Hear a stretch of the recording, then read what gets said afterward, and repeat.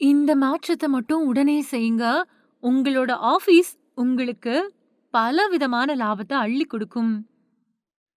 நாம குடியிருக்கிற வீடுகளுக்கு மட்டுமில்ல, தொழில் செய்யக்கூடிய இடங்கள்லயும் வாஸ்து சாஸ்திரம் ரொம்பவுமே முக்கியமானது. தொழிற்கூடங்கள், அப்புறம் நிறுவனங்கள் சிறப்பான முறையில இயங்கி பெருத்த லாபத்த அடைய வேணும் அப்டின்னா, அலுவலகத்தோட திசைகள்ல இருந்து பயன்படுத்தக்கூடிய பொருட்கள் வரைக்கும் வாஸ்து நுட்பங்கள சரியா பின்பற்றணும். ஒரு அலுவலகத்தோட நுழைவு வாயில் கிழக்கு இல்லனா வடக்கு திசைய நோக்கி அமையறது ரொம்பவே சிறப்பானது. காரணம், வடக்கு திசை அதிக லாபத்தையும், கிழக்கு திசை தொழிலுக்கான சிறந்த யுக்திகளையும், நன்மைகளையும் குடுக்கும். கிழக்கு பார்த்த கடைகளோட கதவ வடகிழக்குல வைக்கணும். கடையில சாமி படத்த ஈசான்ய மூலையில வைக்கக்கூடாது. அலுவலகத்தோட தலைமை பொறுப்புல இருக்கிறவங்களோட ரூம் எப்பவுமே தென்மேற்கு பகுதியில சதுரம் இல்லனா செவ்வக வடிவத்துல இருக்கணும். அவரு வடக்கு பார்த்தோ இல்லனா கிழக்கு பார்த்தோ உட்காரணும். இதுல வடக்கு திசை வேலைகள்ல முழு கவனத்தையும் குடுக்கும். அவரோட நாற்காலிக்கு பின்னாடி ஜன்னல், கண்ணாடி இல்லாம வெற்று சுவரா இல்லனா மலை படம் இருக்கிறது மாதிரி இருக்கிறது ரொம்பவே நல்லது.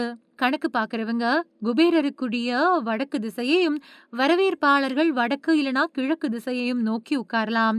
ஊழியர்கள் தென்கிழக்கு இல்லனா வடமேற்குல கூட்டங்கள நடத்தலாம். அலுவலகத்தோட வரவேற்பறையில தினமும் காலையில புத்தம் புதிய பூக்கள வைக்கிறதும், லேசான தெய்வீக நறுமணம் தரக்கூடிய அதாவது சந்தனம், ஜாஸ்மின் இருக்கிற மாதிரி பார்த்துக்கிறதும் கஸ்டமர்கள ஈர்க்கும்.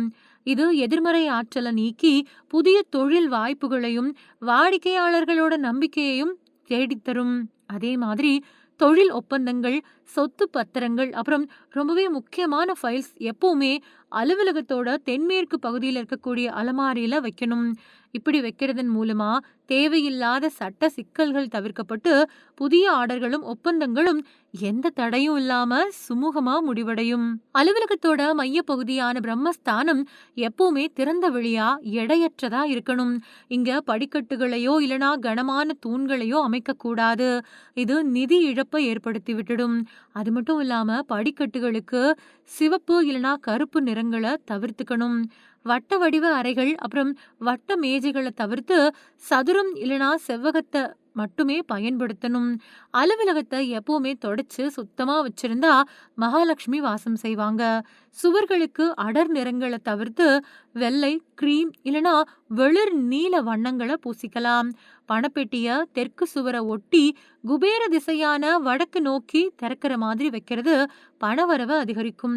ஆனா இது கழிப்பறைக்கு பக்கத்துல இருக்கக்கூடாது. அலுவலகத்துல செழிப்ப கொடுக்கக்கூடிய மூங்கில் மாதிரியான வாஸ்து செடிகள வளர்க்கலாம். ஆனா முள் செடிகள தவிர்த்திடணும். விரிசல் விழுந்த கண்ணாடி பொருட்கள பயன்படுத்தவே கூடாது. சுவர் கடிகாரம் ரிப்பேர் ஆயிடாம எப்பவுமே ஓடிக்கிட்டே இருக்கிற மாதிரி பார்த்துக்கணும். வடகிழக்கு பகுதியில சின்ன நீர் ஊற்று இல்லனா மீன் தொட்டி வைக்கிறது பணப்புழக்கத்த அதிகரிக்கும்.